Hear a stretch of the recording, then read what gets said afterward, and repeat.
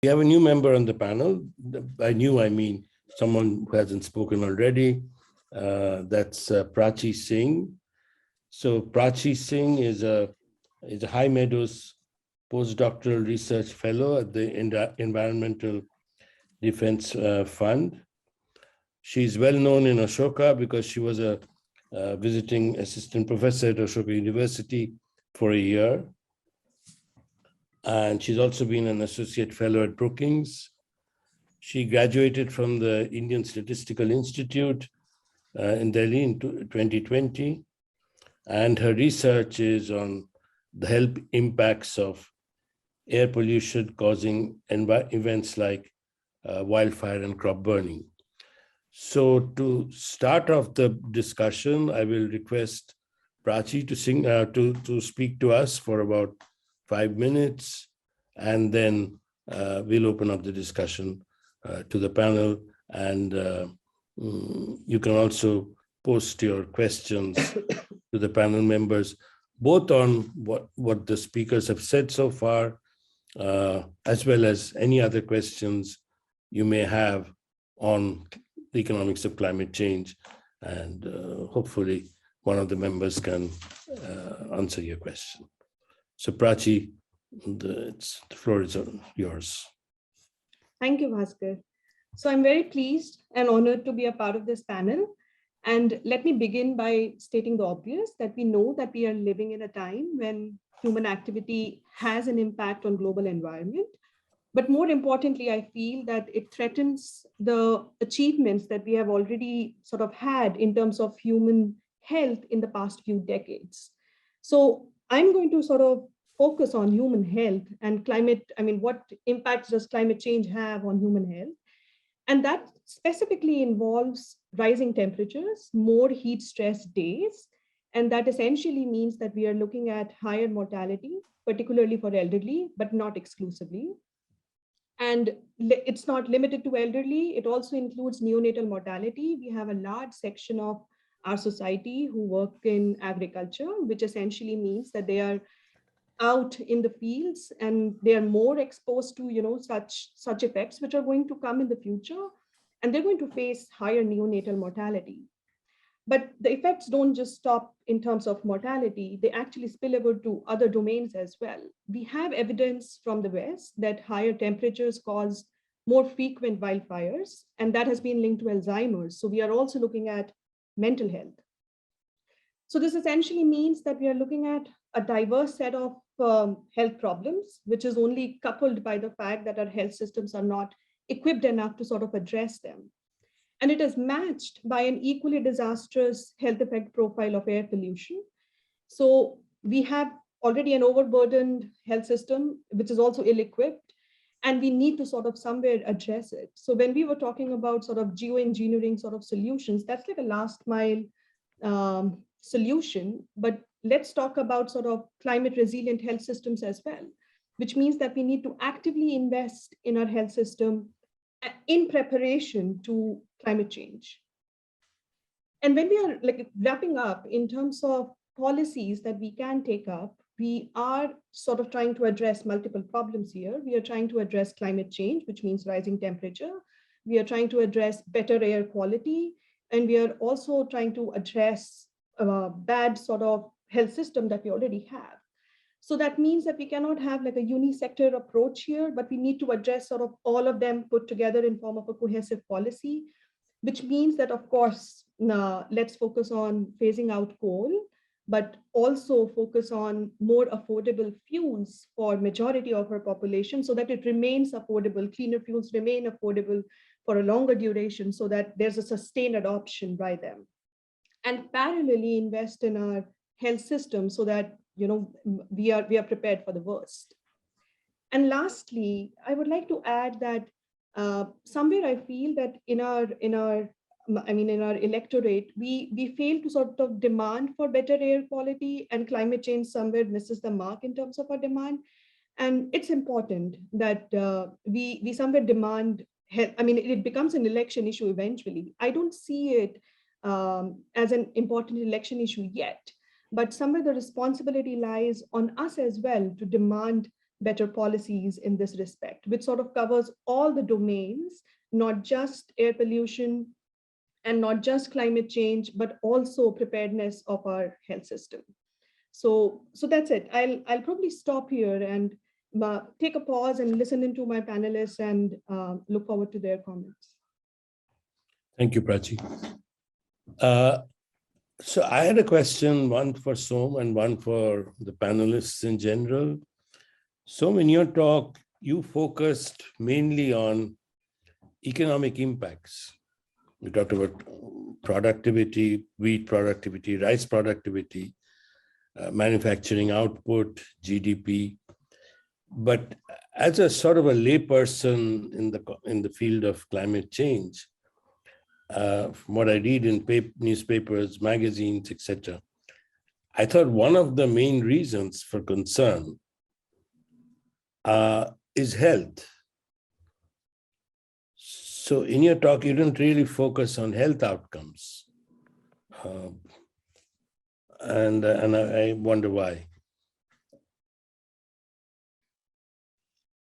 Yeah, well, it's limited time, and so yeah, but I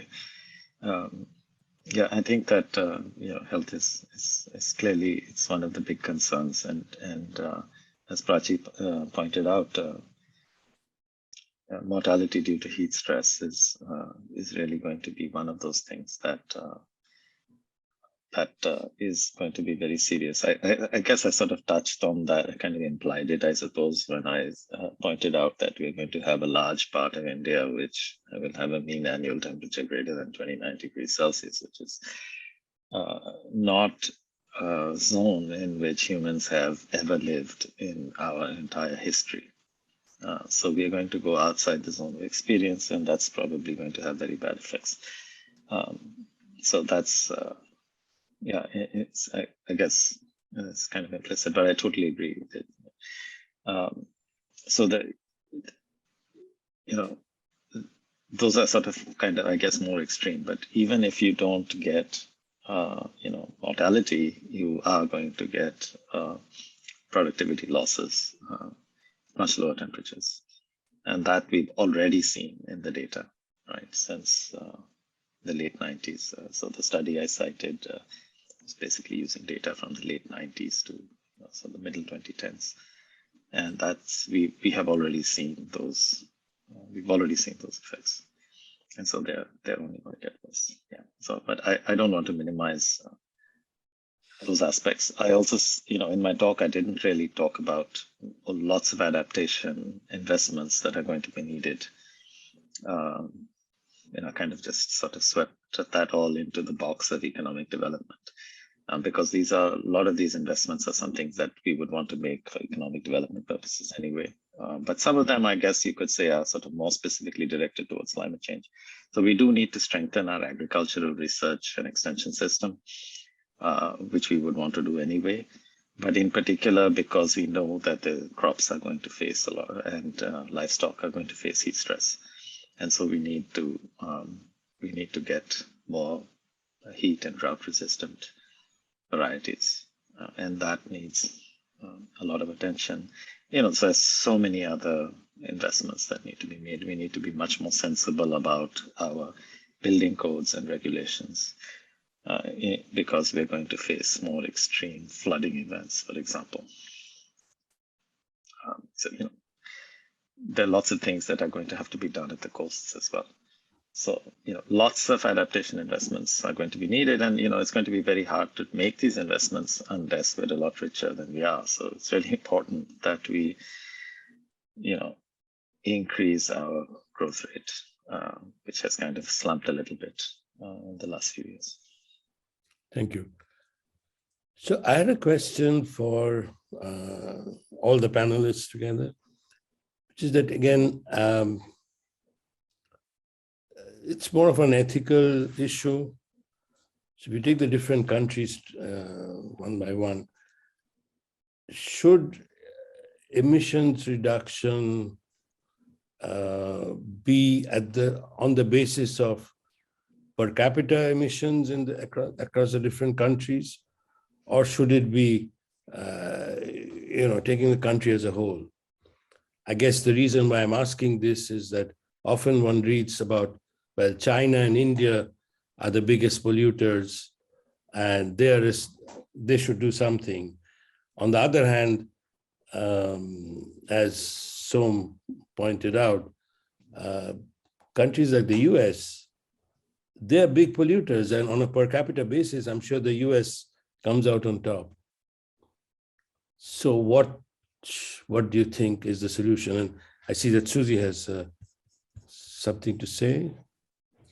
Yeah, I think it's really important to separate out who does the mitigation, who does the reductions, from who bears the cost of doing those reductions. And in a perfect world, we would do the reductions first. Well, we would do them in the places that are most efficient to do the reductions, where we can get the most reductions as fast as possible for costs that we're actually willing to bear globally.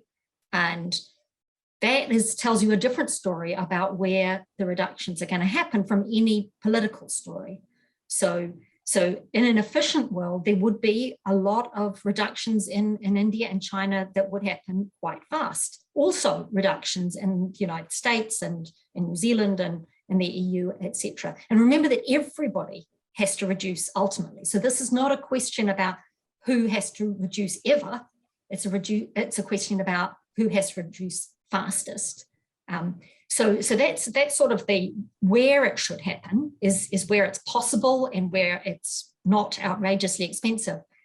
And then there's a separate question, which is the one you raise, I think, which is the ethical question of who should pay for that. And I don't think it makes sense to think about this on a country basis. I come from a very, very small country, but which happens to have some of the best well-being in the world. And we recognize that we should take a larger per capita responsibility for these sorts of reductions. And New Zealand doesn't have a lot of historical responsibility, but that's just luck. But we should also take into account historical responsibility. I don't think this is a question we're ever going to answer, though. And one of the advantages of trying to make these agreements among smaller groups of countries is that you might be able to get 3 countries to agree on what is an acceptable level of effort and cost sharing within a small group when you can't get this sort of agreement on a very, very large scale.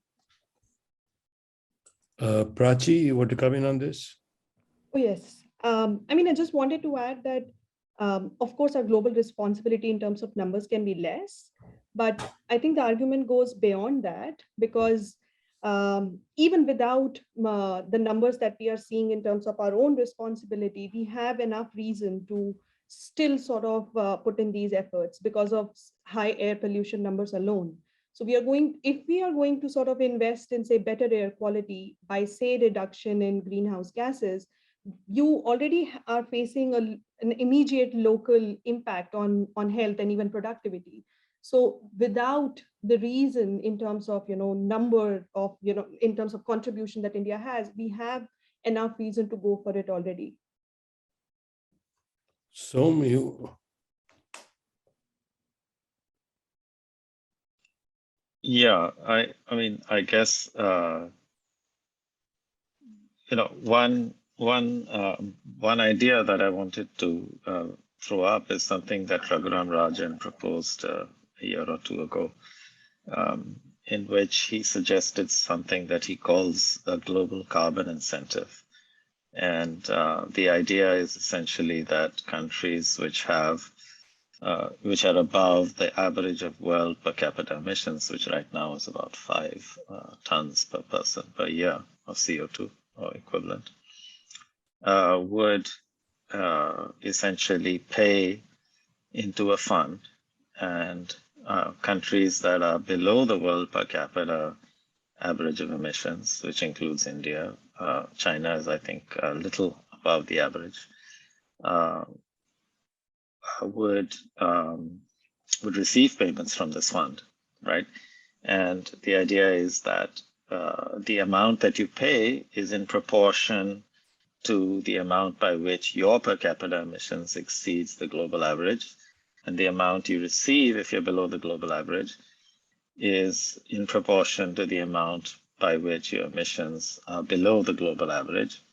So with that formula, it's sort of budget balanced. As much as is paid in gets paid out. And it's essentially a kind of refunded emission payment scheme, which you have, some countries have for various regulatory sectors, right, which are enforced by their governmental environmental protection agencies or boards. But this would operate at the global level. The attraction is that from the perspective of a country that's receiving payments, the incentives are aligned. So the country government has an incentive to prevent its per capita emissions from growing because that will reduce payments next year if such an agreement is in force. And the problem, of course, arises from the other end, which is that given that the agreement is in force, then of course the incentives are aligned also for countries that are above the per capita average, because they will pay less into this fund next year if their per capita emissions have declined towards the average. But of course, the question arises as to why they should enter this agreement in the first place, right? So that's, of course, the major difficulty there. It sort of presupposes that you have high per capita emitting countries that are willing to make these transfers. Now, that's not, I think, an impossible barrier to cross, because of course the proportionality constant is going to determine what is the size of these payments. So if you keep that relatively small, so if you keep it at $1 per ton of CO2, then you're not talking large sums of money from the perspective of developed countries. But then correspondingly, it's not going to be that much of an incentive either. But still, I think you could arrive at something which is not very high, maybe $5 per ton of CO2, which is like about 10% of New Zealand's carbon price, for example, at the moment. If that was set aside for a scheme like this, then that amount of money is still a significant amount of money for a low-income country, right? For various sub-Saharan African countries, which are going to be putting in power infrastructure and so on, they would be incentivized to put in non-emitting fossil-free infrastructure, for example. So I think that that's kind of an interesting idea, and I just wondered how that would fit into what Suzi was talking about. Are these two things something that could be combined in some way? So rather than having this at the global level, you would have it in little small sets of countries. I'm not sure whether that would be something that makes a lot of sense. There's one other point I wanted to raise, which is that there is, when you're talking about this, you're talking about the distribution of costs for emission cutting at the global level. There is a tension between equity and efficiency, right? If you want efficiency, then you want to be forward oriented. You want to deliver you want to deliver incentives to reduce emissions going forward, right? In order to reduce the concentration, the stock in the atmosphere going forward. So the existing stock already exists. There's nothing you can do about the past. So in a sense, the past is irrelevant. What is relevant is the future. So that's from the point of view of efficiency in sort of delivering the right incentives. From an equity perspective, of course, however, the past matters, right? Some countries and people have gotten rich by essentially using the atmosphere as a sink and externalizing the costs of their development. Other countries didn't have the opportunity to do that. There might be, to some degree, a way of partially combining these two things. And that is if it's the case, and I'm pretty sure it's going to be the case, that at some point we are actually going to have to take carbon dioxide out of the air, right? So it's not only going to be net zero, it's going to be net negative that we're going to have to get to. And if that's the case, then it does make sense to have an agreement which says, well, When we get to that point and we start going net negative, maybe in 30 years, maybe in 40 years, whenever, then from that point on, countries are going to contribute to this pulling out, the payments, in proportion to their contribution to the stock, right? And then that aligns both equity and efficiency in the sense that it gives everybody an incentive to reduce their contribution to the stock, right? But it also means that historical responsibility gets factored in. Anyway, I should stop there. Let Suzi and others respond. Suzi, you want to respond to this? Yeah. So I agree. So something like that could be part of the way that you set up a smaller group agreement. And I would argue that it will be much easier to negotiate those sorts of agreements among a small group, because you're going to have to work out the proportionality. You have to agree to doing it in the first place. You might add in an element of historical responsibility into that. But getting that with 3 countries, especially 3 countries who India has chosen, is going to be a lot easier than trying to do it at an international scale. So I think it's totally possible. And what that mechanism on its own misses is that just because money goes into a fund and goes out again, yes, there is this sort of incentive in terms of getting future money, that if you lower your emissions, you can get more, but it's quite an attenuated incentive. So you might want to make that more strongly linked, which I think is sort of what we're trying to achieve. The other thing to be cautious of is that a country like New Zealand could be net below the global average quite soon. And that mechanism would imply that we would get paid. And that's completely inappropriate. So it's worth thinking through these sort of situations, that people's emissions, it's a great starter indicator, emissions per capita, but it's not always going to be a great indicator. And it's not a great indicator in all countries.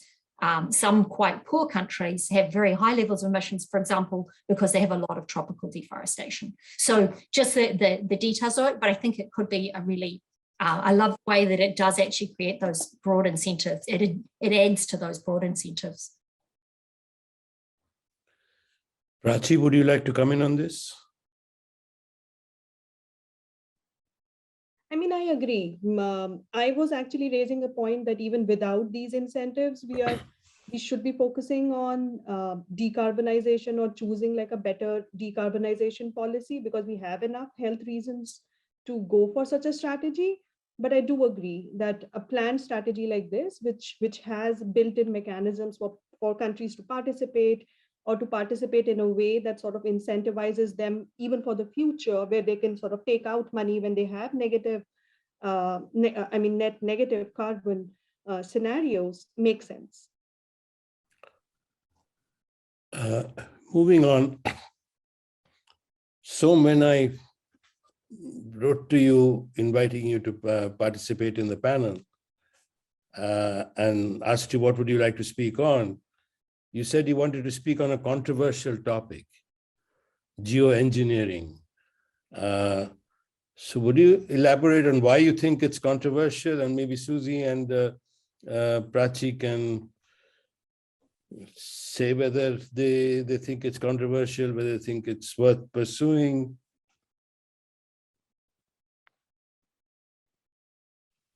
Well, can I wait for Suzi and Prachi to respond first? Okay, sure. You'll probably hear why. Suzi can go in first, and then Prachi. So, yeah, geoengineering. I agree with everything that Som is saying. In an irrational world, that would all make sense. I think the concerns come from the fact that we don't live in a rational world. And so there is a real concern that the more geoengineering seems possible, the less we will try to actually reduce the emissions. And I do see this when I talk to high tech people in the States, that they see this as a way out of the problem, that they see removals and geoengineering as, ways that potentially they don't have to change their actual behavior too fast. So I think that's one of the concerns. And the other concern, which Som points out, is the strategic concern that somebody might use it because it's locally beneficial, but they might cause huge damage to other places, like damaging the Indian monsoon And I don't have huge confidence that we have international institutions that are capable of managing that strategic risk. So I think we definitely should be doing more research, but we might want to be really careful about creating the possibility to actually implement this stuff. And I have no answer on how you balance those opportunities and risks. Prachi, before Som jumps in. Yeah, sure. It actually, reminds me of an academic sort of anecdote, which you guys might have heard of. There were two academicians, Paul Ehrlich and John Simon, if I remember correctly. And they, long time back, they betted that, Ehrlich actually suggested and believed that there's going to be a population sort of bomb and we're going to run out of resources. And he actually said that, we're going to bet on prices of like 5 metals. And because of the population bomb and less resources, he actually betted that the price is actually going to go up after 10 years. John Simon actually betted that after 10 years, choose any 5 metals that you believe in are going to sort of witness a rise in price. I'm going to bet that they're actually going to see a reduction in price. And what we did see after 10 years was that John Simon actually won. And the reason was innovation, because people actually moved away from those metals. So tungsten, for example. So geoengineering to me does sound like that innovation in this sort of, deal, which hopefully Som and other people who are sort of supporting it is going to win the bet. Som, you've trained Prachi well, but maybe you should respond now. Yeah, so the reason it's controversial, as Suzi said, is precisely this, that environmentalists have been very strongly against, environmentalists and climate activists have been very strongly opposed to geoengineering, because it's essentially, the history is that it was taken up by fossil fuel interests in the United States to say that, look, we don't really need to do much about this climate, cutting emissions, because we can just geoengineer our way out of the problem. And that's the reason that it's kind of become very controversial.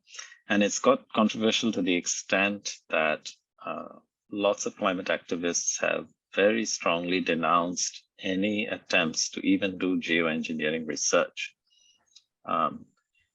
Now, that hasn't stopped geoengineering research from going ahead. In fact, it is going ahead. There's a huge literature on it, which has been exploding. But that literature is mostly climate modeling.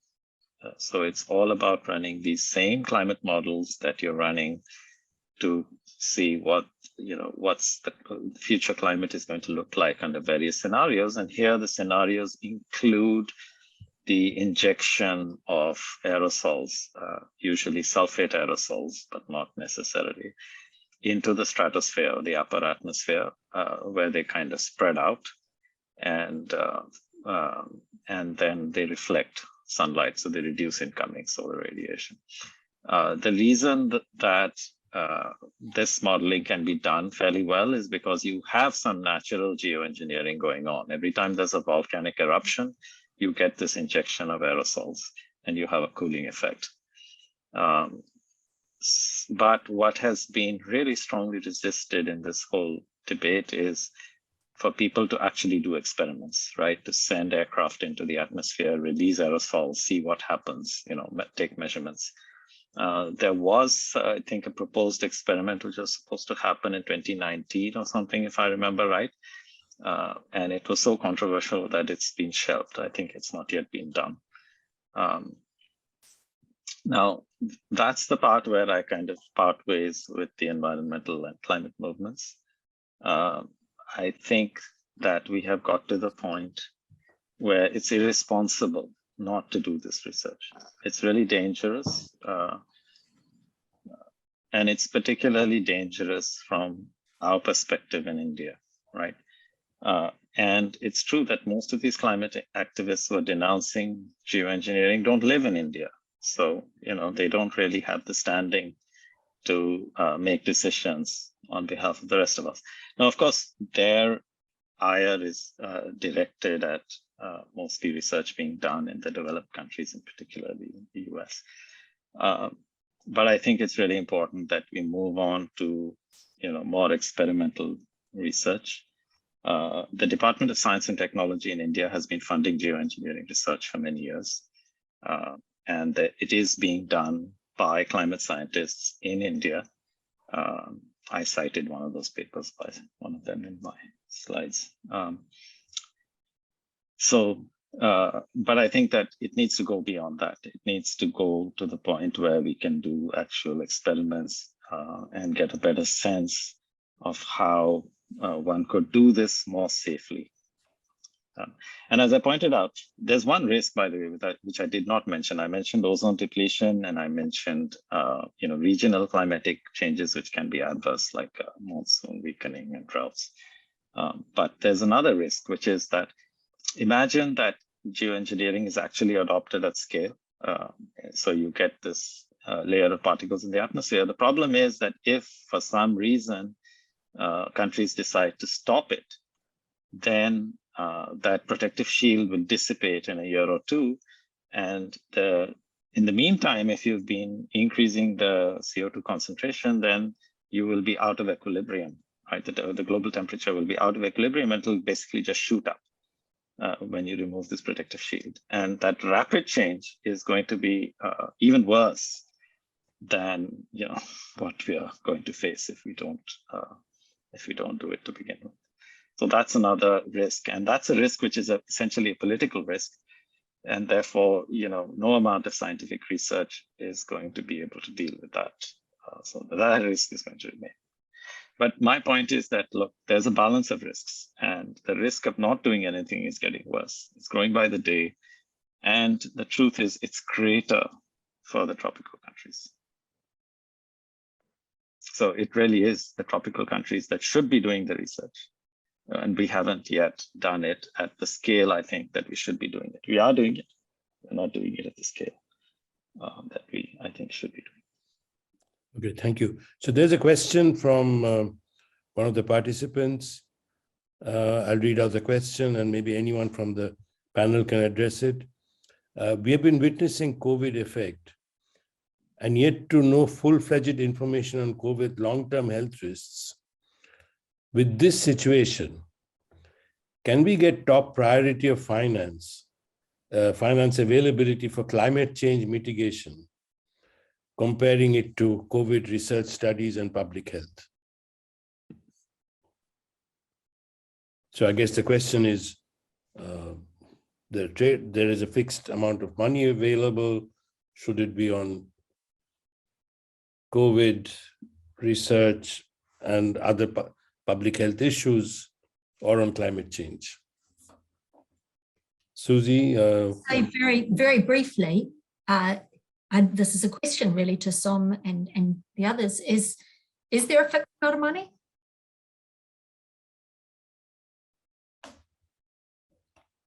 Well, to the extent that there is, whatever the money available is, I guess the question is, what should be the allocation? Should it be on COVID, other public health issues, or on climate change?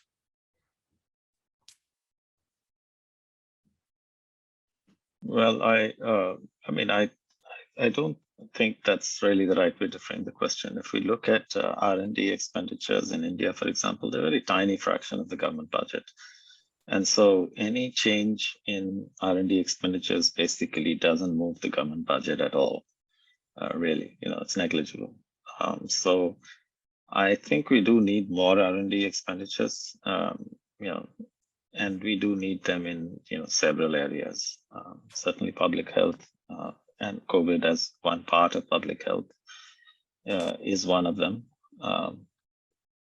But I mean, I don't think that means that we should stop doing research on new crop, drought tolerant, heat tolerant crop varieties, and that we should stop doing research on all kinds of other things, geoengineering or whatever. So I think that we do need more of all of those. We need a bigger, broader scientific establishment. So I guess that's my response. I don't think there's a real trade-off here Okay. Prachi, do you have anything to add? I mean, I was going to say the same thing as Som.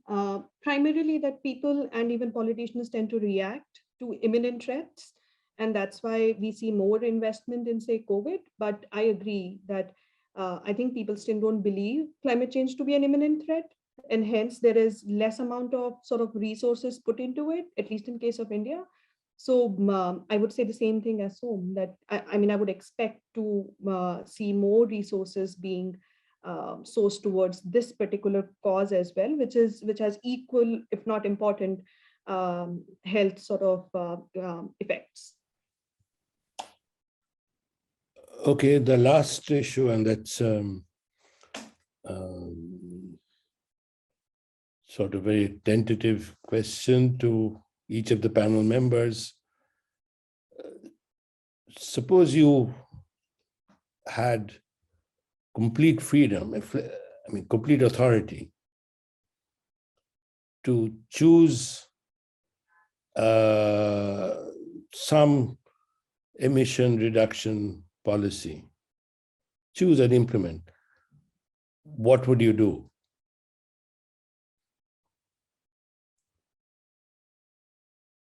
So I'm saying, let's forget about political compulsions, political considerations. Suppose implementation is not a problem, or implementation is not the main concern, the main constraint.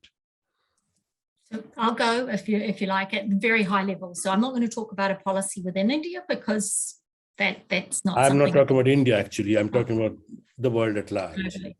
So I would get the US State Department and EU Commission together with maybe India, if India is interested in being involved in something like that. And I would get a really strong agreement that would potentially transfer huge amounts of resources to India. I would get the private equity and the big pension funds in the room to link financial flows to these sorts of agreements, so that if India signs an agreement of the sort, some sort related to the sort of thing I've been talking about, then there would be enormous capital flows that would be de-risked by the money that is promised by these other big players. And then I would get together a super smart, or maybe first I get together a super smart group of Indian economists, or they would get themselves together more likely, to really, well, not just economists, but academics, to really plan out what a pathway could look like in India and what the right policies could be to actually implement that, so that these resources can actually be directed in useful ways. But you know the common saying, if you get 10 economists together, you'll get 11 policy recommendations. I don't think that's actually true. I'm joking. Really not if you get ones of Som's caliber. They might argue in the back room, but I think they're then going to be able to find, and it's not like there's one policy, right? We're trying to transform the whole economy. There's going to be a whole set of policies, and they're not, we've been too much in this, my policy is better than your policy state for so long. And now it's got to be a yes and. Yes, your policy makes sense. It mightn't be my favorite, but yeah, we should do that. And we should do these other things as well. And we should evaluate and improve as we go forward. Okay, Som, and then Prachi will have the last word. Yeah, I mean, economist, Pascal, what do you expect me to say? I'd say get the prices right. So, yeah, so we do need, I think, carbon pricing. Of course, it shouldn't be a shock. It should be a gradually rising carbon price. But that's what we need worldwide. And then, of course, you need to use the revenues to protect the most vulnerable. And why protect? Why stop at protect? I mean, you can use the revenues to be redistributive and make transfers. I think that broadly speaking, if one had to say just one thing, what is the one most important thing? That's the one. Okay, good. Prachi? I mean, my sort of take would be assuming that we move away, which is like a tall goal or aim to sort of have, to move away from coal-based energy and assuming that we have a cleaner grid. And then I would suggest that we should push more subsidies for electric vehicles. But what happens is that mostly these policies tend to benefit early adopters who actually don't need these subsidies as much, but should be targeted to people who are more sort of belong to that income class who cannot afford electric vehicles in the first place. So give subsidies for cleaner sort of vehicles to people who need it the most, and sort of move away from a subsidy model which sort of subsidizes these early adopters who don't necessarily need them in the first place. Okay, thank you. Thank you very much, all of you, and thank you to the participants for attending this talk. I have benefited a lot from this discussion, and hopefully some of you have too. Thank you, and this concludes the program for today. Good night. Thank you very much. Thank you very much. Thank you very much.